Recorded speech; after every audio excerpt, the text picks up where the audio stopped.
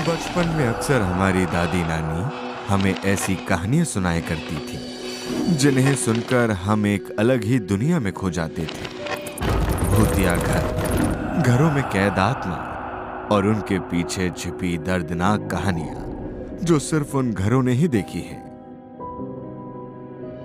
ऐसी ही एक कहानी है नितिन और निशिता की, जो आज ही शारदा अपार्टमेंट में शिफ्ट हुए हैं। आखिरकार सालों की तकलीफों के बाद नितिन ने फाइनली आज अपने सपनों का फ्लैट खरीद ही लिया था, जिसका नंबर था फ्लैट नंबर 711। नितिन की जिंदगी में दो खुशियों ने एक साथ दस्तक दी थी। अपने नए घर में शिफ्ट होते ही उसकी पत्नी निशिता ने उसे एक और खुशखबरी दे दी थी कि वो प्रेग्नेंट है और वो लोग जल्द ही 2 से 3 हो जाएंगे। आज पूरे दिन घर की शिफ्टिंग में वो दोनों बहुत ही थक चुके थे और जल्द ही सोने के लिए अपने कमरे की ओर बढ़ रहे थे कि तभी निशिता को किसी के कदमों की आहट महसूस होने लगी।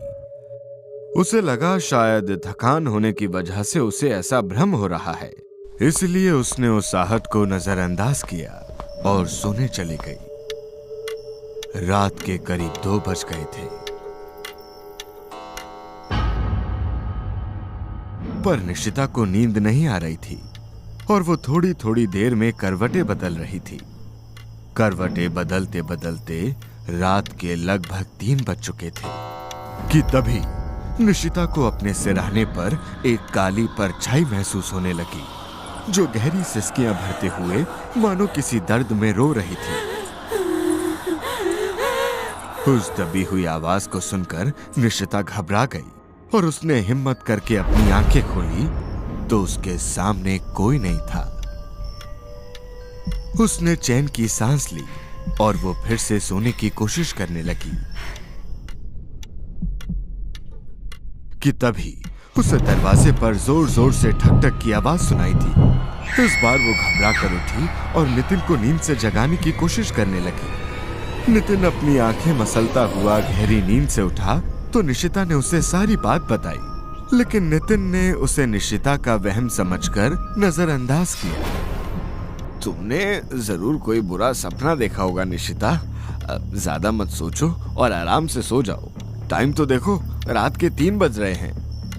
नितिन निशिता को समझाकर सुलाने की कोशिश कर ही रहा था कि तभी फिर से दरवाजे पर ठक ठक की आवाज हुई।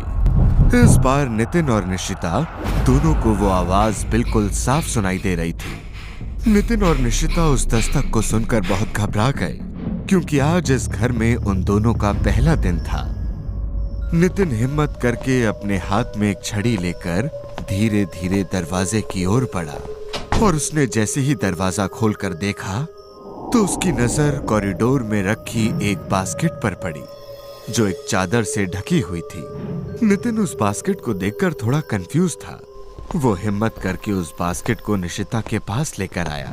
उन दोनों ने जैसे ही बास्केट से उस कपड़े को हटाया तो डर के मारे दोनों की चीख निकल गई, क्योंकि उस बास्केट के अंदर एक बच्चे की बॉडी थी जो पूरी तरह खून से सनी थी, जो शायद अभी कुछ देर पहले ही पैदा हुआ था। खून से लथपथ उस मरे हुए बच्चे को देखकर नितिन के हाथों से वो बास्केट छूट गई और तभी अचानक निशिता की नींद टूट गई। जब उसकी आंखें खुली तो सुबह हो चुकी थी। वो घबराकर इधर उधर देखने लगी। तभी नितिन बहुत ही मायूस चेहरा लेकर वहां आया। क्या हुआ नितिन, तुम इतने परेशान क्यों हो? हमारे सामने वाली मिसेस शर्मा जो थी, कल रात को उन्होंने एक बच्चे को जन्म दिया और पैदा होने के कुछ देर बाद ही उस बच्चे की मौत हो गई। तुम प्लीज अपना ध्यान रखना। मैं ऑफिस जा रहा हूँ और किसी भी चीज की जरूरत हो तो शालिनी काकी को कह देना, ठीक है? शालिनी काकी उनके घर में हेल्पर का काम करने वाली एक बूढ़ी सी महिला थी, जिसे एक दिन पहले ही नितिन ने काम पर रखा था।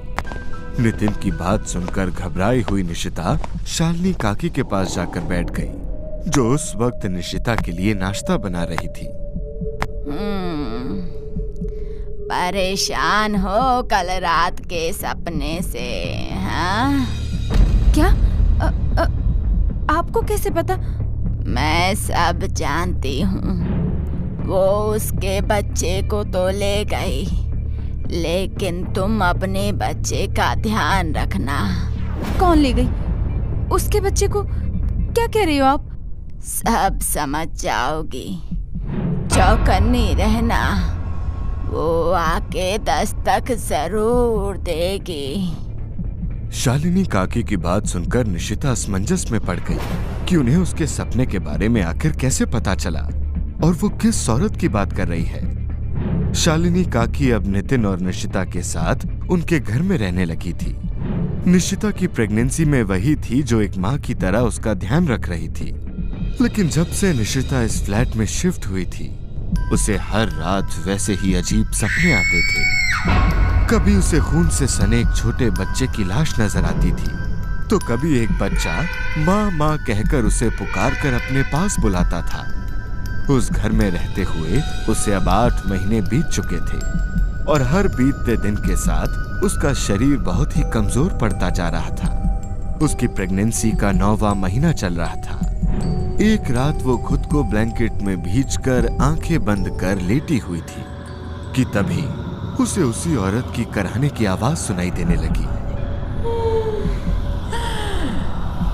मेरा बच्चा, मेरे बच्चे को मुझे दे दो, मेरे बच्चे को मुझे दे दो। उस आवाज को सुनकर निशिता डर से कांप उठी। ठंड के मौसम में भी उसके माथे से पसीना छूटने लगा। अभी वो खुद को संभाल पाती कि फिर से उसे वही आवाज सुनाई दी। इस बार जब उसने आंखें खोली तो उसके सामने का मंजर देखकर उसकी रूह कांप गई। उसने घबराकर नितिन की ओर देखा तो नितिन वहां नहीं था।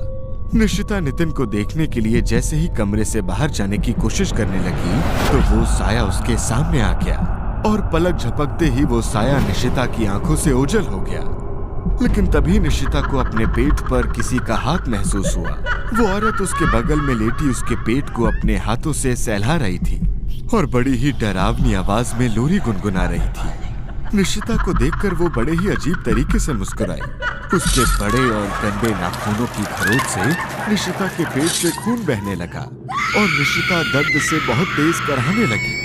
उस तेज आवाज को सुनकर नितिन की नींद खुल गई और वो साया वहां से गायब हो गया। तभी उसका ध्यान बगल में लेटी निशिता पर पड़ा। उसका पेट खून से बुरी तरह लथपथ था और वो बेहोश हो चुकी थी। निशिता की ऐसी हालत देखकर नितिन घबरा गया और वो घबराकर शालिनी काकी के पास गया। वो शालिनी काकी को जगाने की कोशिश कर ही रहा था कि तभी उसने शालिनी काकी के चेहरे को गौर से देखा, जो किसी मुर्दा इंसान की तरह बिल्कुल सफेद पड़ चुका था। उन्हें देखकर नितिन के होश उड़ गए। तभी शालिनी काकी का चेहरा धीरे धीरे उसी साए में बदल गया जो निशिता को नजर आ रहा था। उस भयानक चेहरे को देखकर नितिन के पैरों तले जमीन खिसक गई। वो घबराकर वापस निशिता के कमरे की ओर भागने लगा कि तभी उस साई ने उसके पैरों को पकड़ लिया और नितिन लड़खड़ाते हुए जमीन पर गिर पड़ा। नितिन को कुछ भी समझ नहीं आ रहा था कि अचानक उसके साथ ये सब क्या हो रहा है। वो हड़बड़ाकर इधर उधर देखने लगा। तभी उसकी नजर उस साई के हाथ पर पड़ी जिसमें वही ब्रेसलेट था जो शिफ्टिंग वाले दिन उसने मिसेस शर्मा के हाथ में देखा था। वही मिसेस शर्मा जिनके बच्चे की कुछ समय पहले मौत हो गई थी। मिसेस शर्मा? ये तो वही ब्रेसलेट है जो मिसेस शर्मा के हाथ में था। दरअसल कुछ साल पहले इसी फ्लैट में मिसेस शर्मा रहा करती थी, जिसने अपने बच्चे को पैदा होने से पहले ही खो दिया था, जिसके बाद वो अपना मानसिक संतुलन खो बैठी थी और अपने बच्चे के खोने के दुख में उन्होंने अपने रूम के पंखे से लटक कर अपनी जान दे दी थी। इसलिए उसे निशिता के अंदर अपना बच्चा नजर आने लगा था और वो निशिता के साथ ही शालिनी काकी बनकर रहने लगी थी, जो बस निशिता की प्रेगनेंसी के 9 महीने पूरे होने का इंतजार कर रही थी। अब नितिन सब कुछ समझ चुका था कि जो औरत उससे पहले दिन मिली थी वो मिसेस शर्मा नहीं बल्कि उनकी आत्मा थी, क्योंकि उस बच्चे की मौत की खबर के बाद उनके सामने वाले घर में रातों रात ताला लग चुका था और नितिन और निशिता के अलावा कोई भी उस बच्चे की मौत के बारे में नहीं जानता था। ये बात नितिन को अजीब तो लगी थी, लेकिन अपने काम के चलते उसने कभी इन बातों पर ध्यान ही नहीं दिया। नितिन अब सब कुछ समझ चुका था, लेकिन अब वो चाहकर भी कुछ कर नहीं सकता था। वो खुद को उसकी पकड़ से छुड़ाने की पूरी कोशिश कर रहा था कि तभी हाथ पैर मारते हुए उसे जमीन पर गिरा एक लाइटर मिला। उसने जैसे ही वो लाइटर जलाया तो वो साया घबराकर उससे दूर जाने लगा और देखते ही देखते वो साया उसकी आंखों के सामने से गायब हो गया। नितिन जल्दी से उठकर निशिता के कमरे की ओर भागा, लेकिन तब तक बहुत देर हो चुकी थी, क्योंकि निशिता भी अब उसी कमरे के पंखे से लटक कर अपनी जान दे चुकी थी और उसके पेट से रिस रहा खून उसके बिस्तर पर गिर रहा था।